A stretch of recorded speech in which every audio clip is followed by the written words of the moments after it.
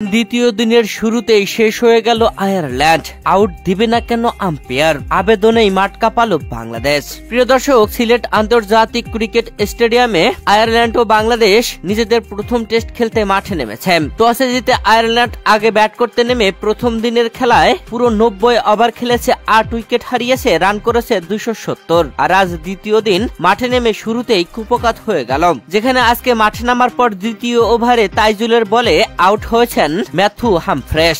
দলীয় 92তম ওভারের দ্বিতীয় বলে এলবির ফাঁদে পড়েন তিনি। বাংলাদেশের জোরালো আবেদন, এতটা সময় আবেদন করছিল যে আম্পায়ার শেষমেশ আঙ্গুলে তুলে দিয়েছেন। যদিও রিভিউ নিয়েছিল আয়ারল্যান্ডের ব্যাটসম্যান, তবে বাঁচতে পারেনি। টিভি রিপ্লেতে দেখা যায় স্পষ্ট আউট। তিনি গোল্ডেন ডাকাই প্যাভিলিয়নে ফেরেন। এরপর আয়ারল্যান্ডের হয়ে শেষ উইকেট ব্যাটিং এ আসার পরে আরেক যে ব্যাটসম্যান ধরে খেলছিলেন সেই ব্যারি ম্যাককার্থি হাসান মাহমুদের বলে একদম বোল্ট আউট হয়ে প্যাভিলিয়নে ফিরলেন। 31 রান করেছেন তিনি। প্রথম দিনের খেলা শেষে আজ 2 ওভার 2 বল খেলতেই 286 রানে অল আউট হয়ে গেছে আয়ারল্যান্ড দল।